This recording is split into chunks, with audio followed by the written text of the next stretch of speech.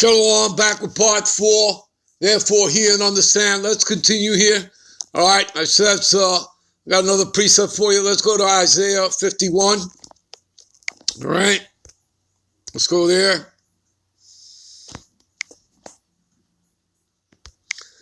Isaiah 51, 22, 23, the last two verses. And what does it say?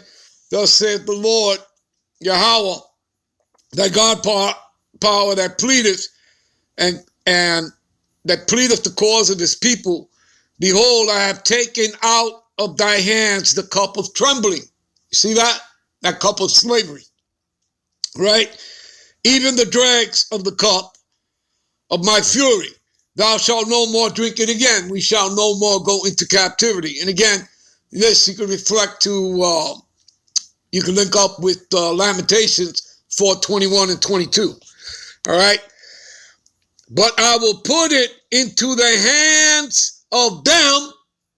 This will be talking about Esau, Edom, the Edomites, the white man, that afflicted thee, which have said to thy soul, bow down. Okay? Okay?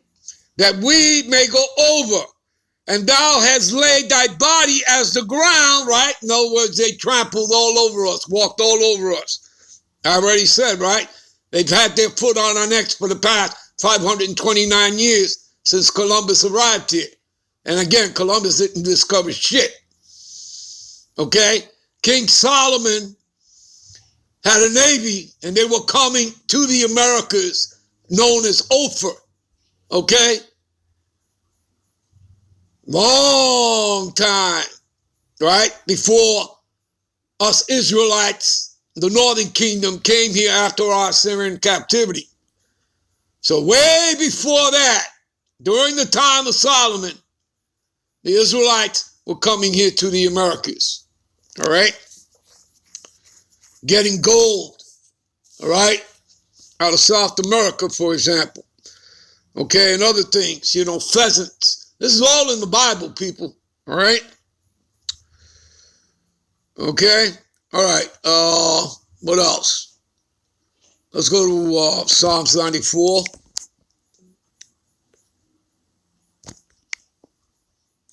Psalms 94 and 16.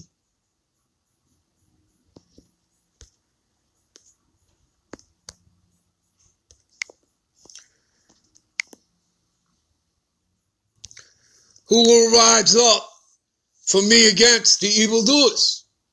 Right? Isn't that what this says here? Right? Rise up and stand. Behold the number of those that be sealed. And we're about to get into seal. All right? Okay? So, who will rise up for me against the evildoers? Right? The unrighteous, the wicked, Esau, the Edomites. Or who will stand up for me against the workers of iniquity? Again, Esau, Edom, the Edomites. All right? None but devils. All right? You understand? All right? And we dwell in the courts of Yahweh, Bashim, Yahushai, people. All right? That's where we dwell. What is that? 65 and 4. I believe, what is that? Psalms.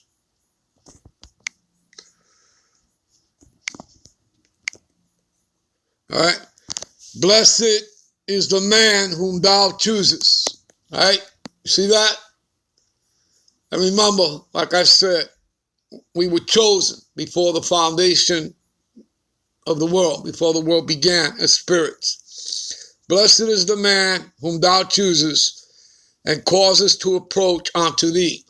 You see that? Unto approaching unto who? Unto Yahweh Bashem Yahushai. All right. Remember, nobody comes unto the Father but by him. All right.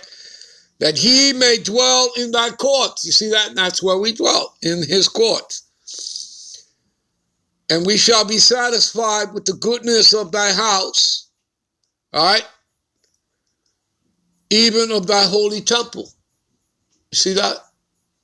And again, that's these scriptures. You understand, people? All right. All right. Let's move on, shall we? Let's get into seal. All right. Let's go to Ephesians 1:13. Give me a minute. All right, this is Ephesians 1:13.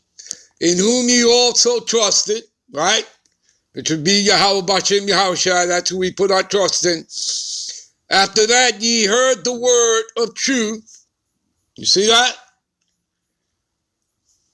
The gospel of your salvation, in whom also after ye believed, right? Believed what? The report.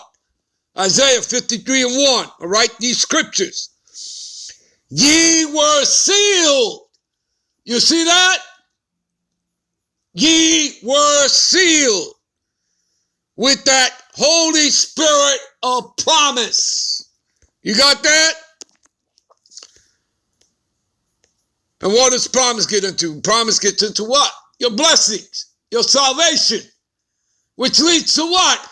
Being in this truth, wisdom, knowledge, and understanding of the scriptures lead to what? Immortality. All right? And this is all besides getting a crown placed on your head by Yahushua. All right? Ye were sealed. Strong's G 4972. Sfragidzo. Sfragidzo. See that? To set a seal upon, a mark with a seal. What does that make me think of? Well, Revelations, the 7th chapter, right? Revelations, verse 3, verse 4, all right? And we're going to run over there, all right? Give me a minute, all right? What else? All right, Ezekiel 9:4, all right, the mark, okay? As a matter of fact, I'll take us over there in a minute. Give me a minute. Let me finish reading this. All right, to set a seal upon, mark with the seal. All right, for security from Satan. That's not talking about the spiritual entity Satan. Satan means adversary, people. All right, this is talking about from Esau, the human counterpart. All right, the human counterpart to the spiritual entity Satan. That's Esau, Edom, the white man. All right, since things sealed up, concealed, to set a mark upon by impress, seal, or stamp. Angels are said to be sealed by the Most High, all right? Plus, of course, the elect being sealed. Let's run over there to Ezekiel 9:4 to show you they're exempt, all right? Ezekiel 9:4 will show you that the elect are exempt from what? The judgment of destruction, all right? See, what does it say here? And the Lord said unto him, go through the midst of the city, through the midst of Jerusalem. That means through Israel, the Israelites, right? Wherever we're at, we're people first before we're placed. And set a mark upon the forehead of the men that sigh. Again, this links up with Revelations, the 14th chapter as well, besides Revelations, the 7th chapter, verse 3 and 4 there. All right? Upon the foreheads of the men that sigh and cry for all the abominations done in the midst thereof. All right? So we go here, we're going to look up the word mark.